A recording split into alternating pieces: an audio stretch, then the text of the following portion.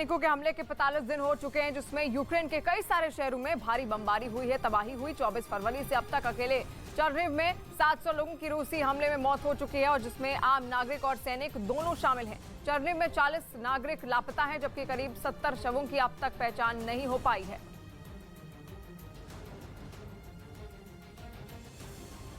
बुचा की आग अभी बुझी भी नहीं थी और यूक्रेन ने रूस के उससे भी ज्यादा बर्बरता बोरोद्यांका में ढाने का दावा कर दिया।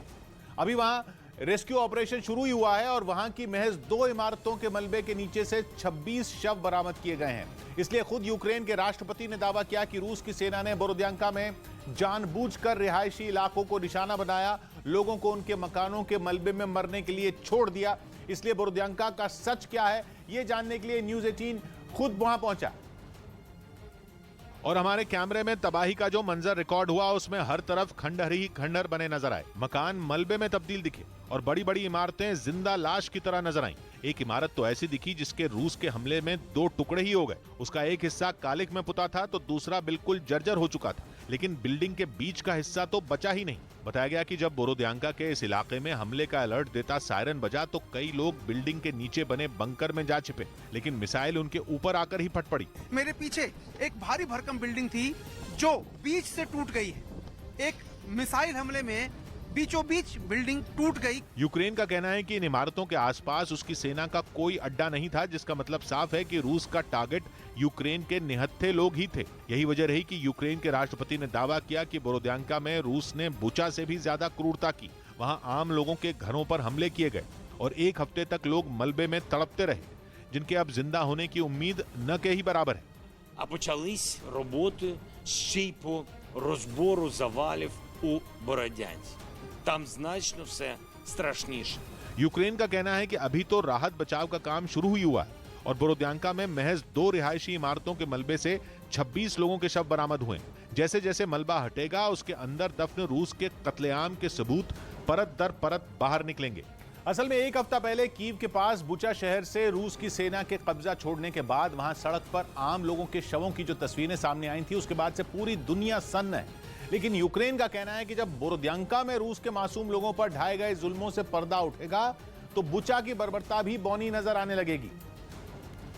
यही वजह रही कि यूक्रेन के communities and territories development minister Oleksiy Chernyshov ने न्यूज 18 से बातचीत में पुतिन को जमकर कोसा। This is a war crime. This is not comparable with a human being. लेकिन बर्बाद इमारतों के अलावा भी हैरान करने वाली कुछ और तस्वीरें न्यूज 18 के कैमरे में रिकॉर्ड हुई। वहां एक बांध के पास यूक्रेन की सेना एक ऑपरेशन चलाती नजर आई, जिसमें पानी के अंदर से ग्रेनेड और छोटी छोटी मिसाइलों जैसे कई हथियार निकलते दिखे। हथियार भी यूं ही पानी के अंदर नहीं फेंके गए थे, बल्कि उन्हें अच्छी तरह छिपाकर डिब्बों में पैक करके पानी में डाला गया था। यूक्रेन का दावा है कि रूस की सेना ने बोरोद्यांका से निकलने की जल्दबाजी में अपने हथियार छिपा दिए ताकि उसके युद्ध अपराध के सबूत ही न बचें।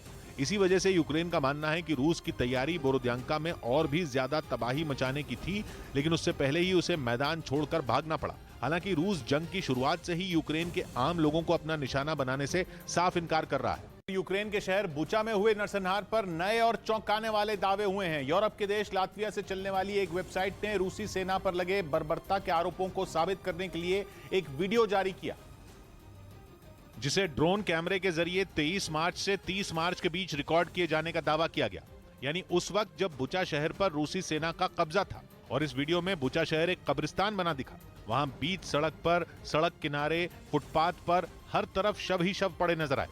एक शव तो साइकिल के साथ सड़क पर पड़ा दिखाई दिया, यानी जंग के दिन वो आदमी काम पर निकला था लेकिन कभी घर नहीं लौट पाया। हालांकि बुचा की सड़कों पर इस तरह की तस्वीरें दुनिया पिछले कई दिनों से देख रही है, इसलिए इस वीडियो में कुछ नया नहीं है। लेकिन जो नया है वो है इस वीडियो पर लिखी तारीख, जिसके जरिए ये साबित करने की कोशिश की गई कि रूसी सैनिकों ने ही बुचा में लोगों की बेरहमी से हत्या की।